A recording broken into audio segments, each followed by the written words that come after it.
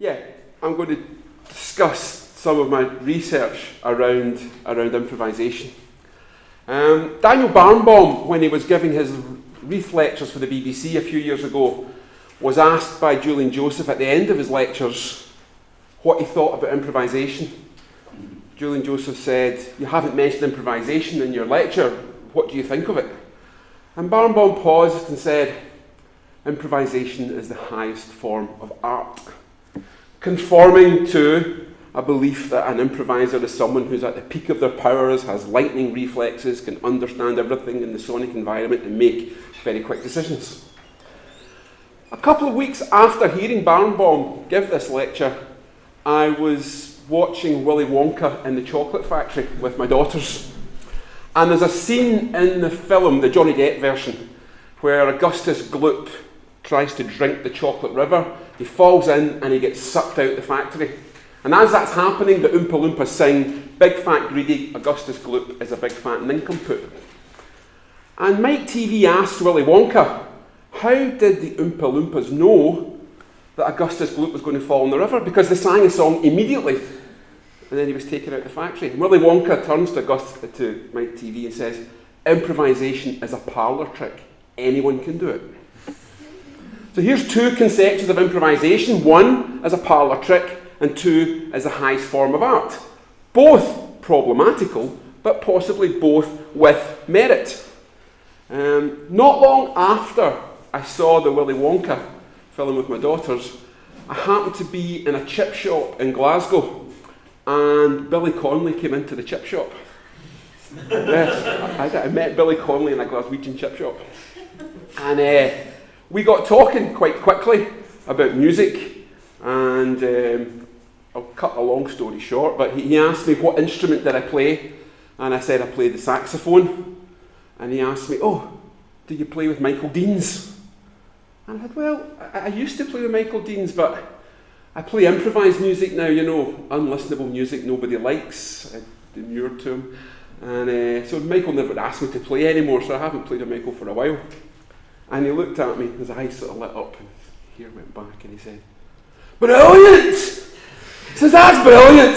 If those jazz bastards don't like you, you must be doing something right." Yeah, and so he's given me a quote to launch 1,000 lectures. But there's three different conceptions of improvisation. One is the highest form of art. Two, as a parlour trick anyone can do. And three, as something that you have to do that conforms to certain expectations, and if you don't conform to those expectations, you'll upset the jazz bastards. And so I guess this is where I'm coming into trying to present some ideas around improvisation, what it is, what it isn't, but not with any attempt to offer a hard and fast sort of rule or sort of overarching model. And I guess that's where the idea of false dichotomies comes in, and the idea of imperfections. Thinking about improvising and thinking about Barnbaum's quote that improvisation is the highest form of art, and also thinking about some of the struggles that improvisers face. We're often talk about virtuosity, but I see virtuosity or conventional virtuosity as in some way restrictive and restricting possibilities around what musicians can do and what musicians are expected to do. And perhaps when we think about improvisation, there are other types of virtuosities that come to play. Virtuosic listening, social virtuosity, and I credit Maggie Nichols for introducing me to this idea many years ago when she was talking about a type of virtuosity that she felt was underrepresented in the music. Creative virtuosity, virtuosic decision-making, and I'll come to talking about decision-making a little bit later in the talk. And this leads us to discussions around the aesthetics of improvising as well. If we are recognising or trying to develop ideas around virtuosic listening and virtuosic decision-making. Also, some of what I want to talk to today relates to the notion of identity and the importance of talking about improvising. That when we talk about improvising, when we talk about our music, we're not just reflecting a truth or trying to capture a particular truth about a situation, but talking about improvisation is a fundamental part of the musical communication process. And when we talk about music, we are shaping our experiences of music. It influences how we listen to music, and it influences how we interact and play with other musicians, and it shapes our identity. So talking about music is a fundamental part of the musical communication process, and a lot of the work that I've done around improvisation focuses on how musicians talk about their music and how they reflect upon their improvising. I think at this point as well, I'd like to acknowledge the input of my collaborator, Graham Wilson.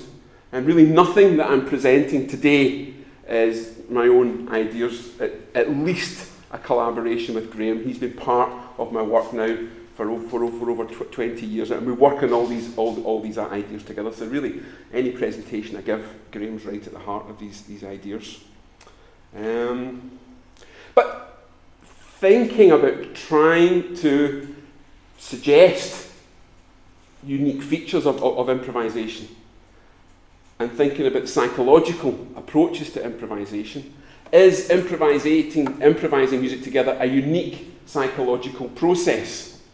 Are there features of improvisation that make it different from other aspects of music making? So, is improvising creative, spontaneous, social, non-verbal in the linguistic sense of the word? So of course there's lots of verbal aspects to improvising, but it doesn't have the same structure, the same function as natural language. Is it universal? Are we all improvisers? To what extent are we all improvisers? The work of Colin Trevarthen at Edinburgh University shows that the earliest communication between a parent and a child, a newborn baby, is essentially musical and essentially improvisatory. It has more in common with music and with improvisation than it has with natural language. And so improvisation plays an absolutely fundamental role in the earliest and most important bonding relationship of our life, that with our parents. The patterns of interaction laid down in those early weeks and months will influence us for the rest of our life. And so we're all born improvisers. And in many respects, when we're playing music and we're improvising musically, possibly what we're doing is drawing on these social ways of relating, these everyday, natural ways of relating to people around us, and bringing them into musical contexts. So that goes back to one of the earlier quotes from today's talks about improvisation blurring the boundaries between art and life. But there's a suggestion here that these features possibly make improvisation a unique and type of creative social process. Bearing in mind that I'm still trying to question the idea of improvisation and non-improvised as possibly a false dichotomy. Looking at improvisation as social process, so thinking about blurring the boundaries between art and life, one of the courses that I run at Edinburgh University is called Improvisation as Social Process. And this, with students' permission, Holly Carmichael, this was one of the students' last year's assessment. And so she produced a game called Improvopoly. As you can see, each square on the board is a different musical instruction. And so for her exam, students stood around the board, rolled a dice and started playing. I've got a tiny, and some of these chance and react cards said, you have been caught busking without a permit, go to jail, you've fallen and hurt your wrist, play with your left hand, there's a bit of an earthquake, play on one leg. There was these kind of instructions. I've just got a tiny clip to let you can probably imagine. So here they are, rolling the dice.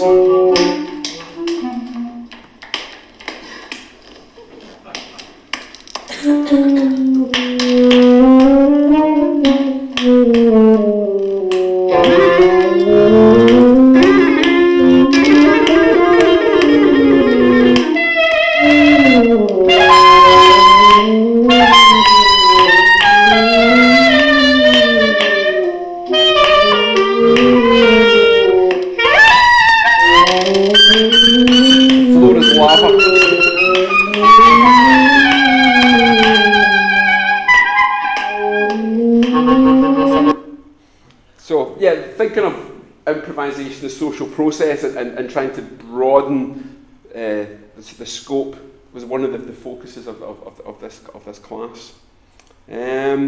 So I guess that's kind of a couple of broad issues around some of that underpin some of the research work that I'm involved in.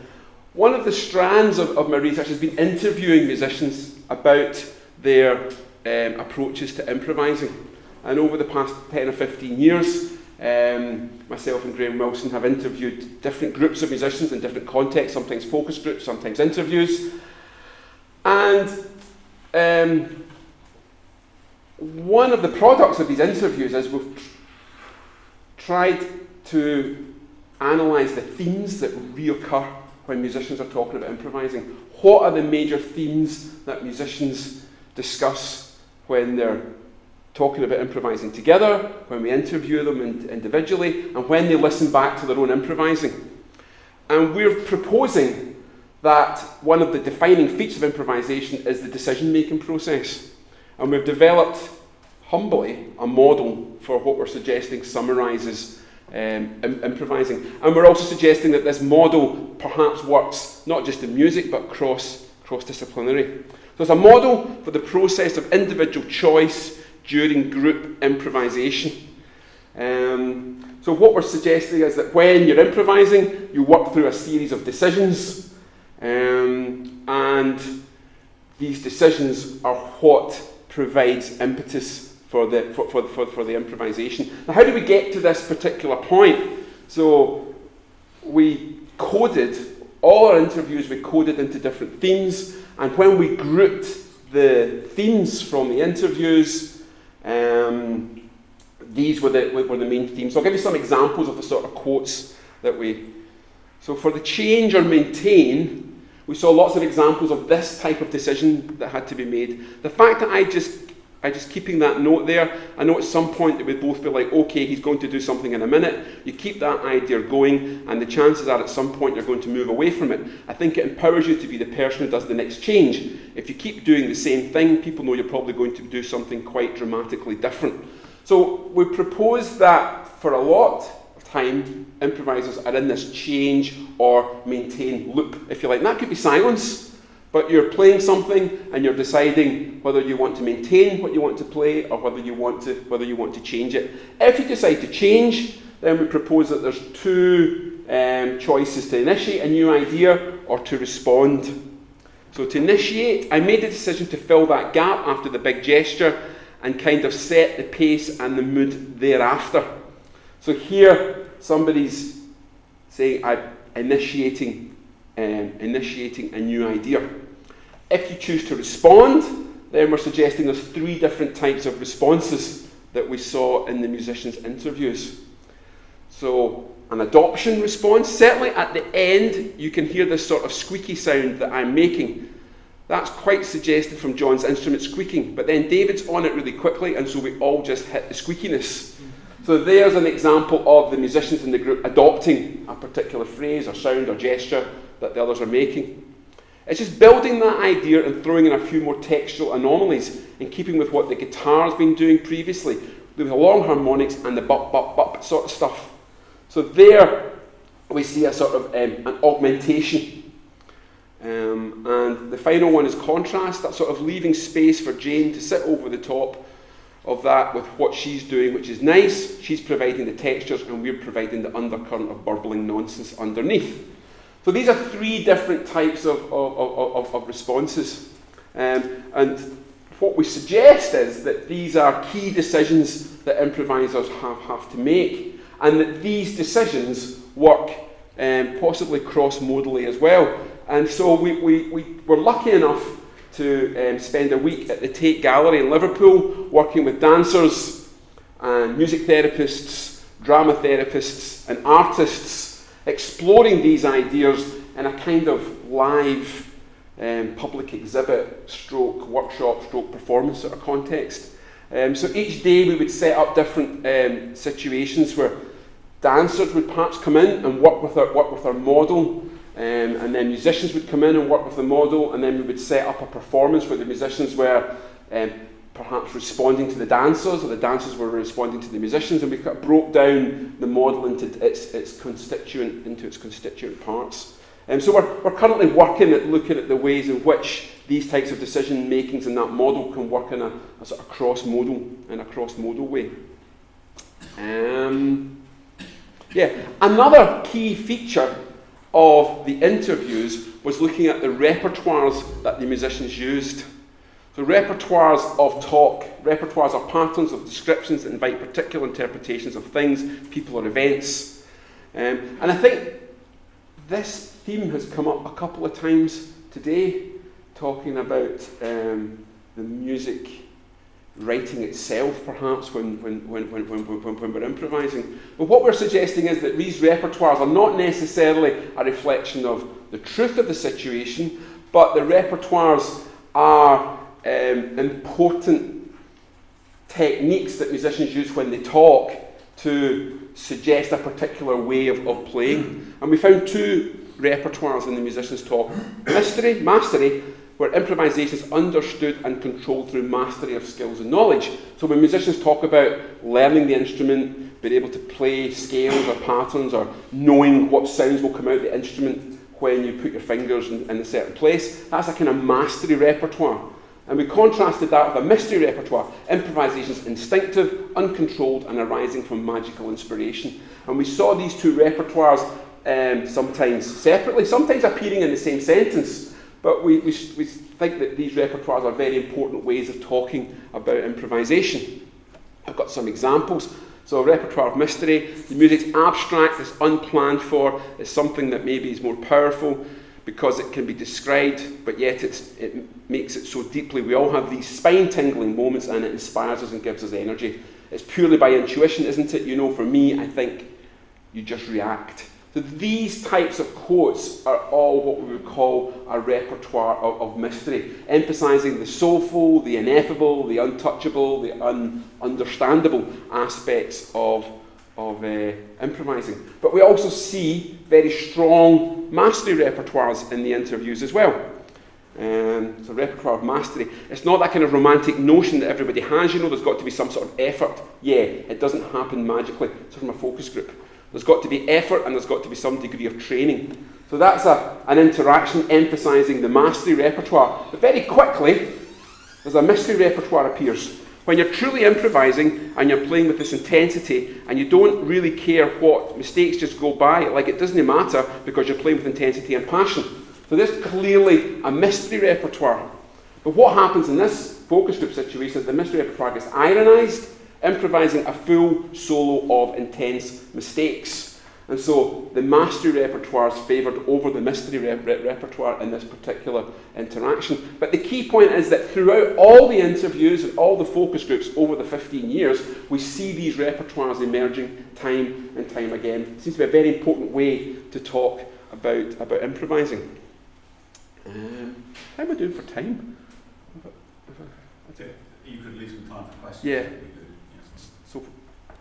So that would be stopping now. Okay. Well, yeah. In a couple of minutes. Yeah. I'll do one more. Yeah. Okay. Yeah. Let's. Because there's one final aspect that I want to thinking about process and product, and I guess that I haven't brought that theme out, but that theme runs through the talk. But using this improvisation as a way of working together as a group. I've also worked in healthcare context as well. So this particular example is a qualitative study of the psychological processes involved in music therapy sessions with cancer patients. Where cancer patients who had no previous experience of playing music came together and improvised in a group, and we analysed and we interviewed all the participants to look at the key themes. And some of the key themes that came up relate very much to the sort of creative, spontaneous, accessible, social nature of improvising. So I'll just finish with one particular quote. It's not like I'm speaking to the person. You're getting involved, through the music. It's not like you're sitting there and trying to make a conversation. We can all communicate at the same time by playing an instrument, whereas if you're verbally communicating, you can't all talk at the same time. We can all play a tune, we can all be heard at the same time. And if you hear someone, you can pick up on their rhythm, you can join in as well, maybe pick up on someone else, join in with them. So everybody is playing a tune and everybody is communicating, and you can pick up, certain tunes, certain sounds or rhythms and join in with the other person. So in these quotes here, and remember these are people that have not played music before. They've been involved in improvisation workshops over a 6 week period, but they're emphasising the unique nature of group improvisation. Also, they're showing that musical communication is quite different from verbal communication as well. There's an emphasis on the process rather than the product. There's a strong emphasis on being able to be together in a group situation in the music. So, I'm just going to whip here and say, so in summary, I started with a quick chat about new virtuosities, different ideas around improvisation. Improvisation as a unique psychological process, emphasising the importance of musical identities and how we construct and negotiate our identity through the way in which we talk. Presented briefly a model to summarise possibly how improvisation moves forward, the importance of repertoires, in particular mastery and mystery repertoire, and also discussing the importance of improvisation in health and well-being contexts. So, thank you very much.